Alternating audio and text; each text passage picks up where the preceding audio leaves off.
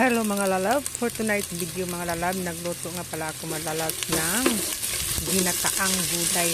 Siyempre mga lalab, unahin natin pag-isa yung bawang, sibuyas at luya. Itong ginataan nga gulay ang niluto ko mga lalab dahil maulan dito sa Thailand. Ayan, masarap talaga ng mainit na sabaw. Pero dahil may gata pa akong natira mga lalab, isang box, so yan ang niluluto ko yung isda. Dito sa Thailand mga lalab, makabili ka ng isda na slice na, hindi na kailangan pa na mag-slice ka pa. Mayroon na sa grocery mall, bili ka lang doon ng 1 kilo, half kilo, depende po sa'yo kung ano ang gusto mong bilhin, yung marami o yung kalahati lang.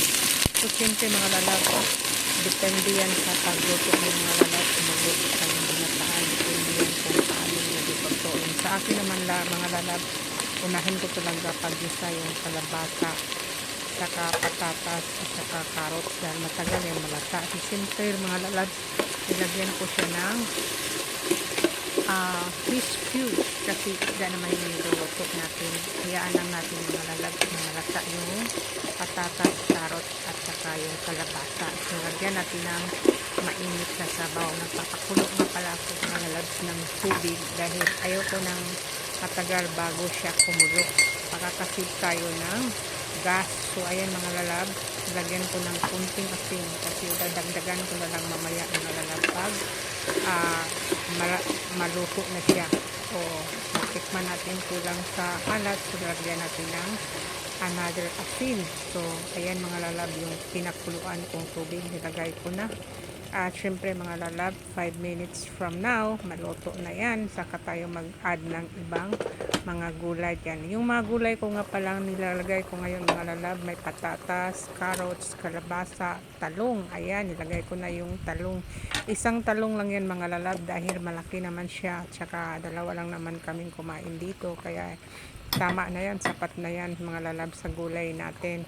Etong gulay na to mga lalabs, kahapon ko sana tulutuin kaso may ulam pa naman kaming natira kahapon, kaya hindi na lang ako nagluto. Ngayon ko na lang niluto dahil wala na kaming ulam doon sa ref na natira, kaya nagluto ako para sa hapunan.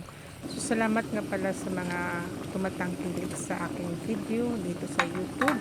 Ayan, ilagay na natin yung sikwa mga lalab, kasi yung sikwa mga lalab mabango talaga yan sa gulay na may gata, o mabango talaga yan, or patula. Yan ang mga lalab, yung isda na sinabi ko sa inyo. Ayan ang slice na isda, hindi ko alam mga lalabs kung anong klaseng isda yan, basta binili lang namin yan sa mall. Kasi kung yan mga lalabs ilagay natin ng una, so siyempre malutong luto yung isda. Ayaw ko ng ganon mga lalab, gusto ko yung parang presko talaga yung isda pag kinakain. Hindi ko nga piniprito mga labs dahil hindi mo malasahan talaga na isda yung niluluto mo. Yung iba kasi piniprito nila sa kanila gulayan. Yan ang karaniwan na ginagawa lalo na sa Pilipinas. Yung mga nagluluto ng gulay, piniprito nila yung isda. Pero itong sa akin mga lalab, iba ito kasi gusto ko yung fresh talaga, na parang tinula ang resulta mga lalab, na fresco yung isda na ilagay mo dun sa kumukulo na tubig. Ayan mga lalab, so 5 minutes from now mga lalab, maluto na yung ating ginataan na gulay. So ayan na mga lalab, medyo luto na yung talong natin. So i-add na natin yung ating tikman muna natin lalab kung sarap na ba. Medyo maalat siya mga lalab, pero wala pa naman yung lubin yan or yung gata. So of course pag nilagay na natin yung gata niyan, so tamang tama na ang lasa niyan mga lalab. So ayan mga lalabs, yung pagluluto kasi nasa mga kamay natin, hindi naman porke maraming sangkap masarap. Depende yan mga lalab kung paano ka magluto ng iyong mga pagkain. So ginilagyan ko nga pala ng konting paminta mga lalab kasi ayaw ko nang masyadong manghang. May chili naman tayo dyan, so sapat na yan mga lalab, konting paminta. Kasi nagluto ako dati mga lalab, nilagyan ko ng paminta, medyo marami-rami, kaya hindi ko nagustuhan yung lasa kasi maanghang. Ayan na yung nyug natin mga lalab, wala naman tayong nyug dito sa Thailand, kaya bumili na lang tayo ng niyog yan sa mall, yung grocery mall. Marami namang niyog na agad-agad pwede na nating ilagay sa ating mga gulay.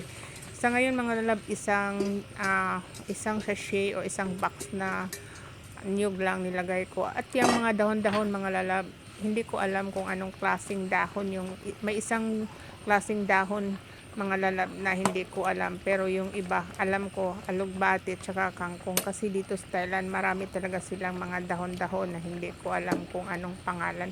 May pangalan naman sila mga lalab, pero kaso lang hindi ko memorize yung pangalan sa gulay na yan, yung dahon na gulay. So once again mga lalab, thank you so much for watching my video. Ayan mga lalab, luto na yung gulay natin, at sana naman nagustuhan ninyo ang aking presentation o yung video na ginawa ko ngayong gabi na to. Ayan mga lalab, tikman na natin kung tama na ba, masarap na ba yung ating niluluto. So ayan mga lalabs, time to eat na.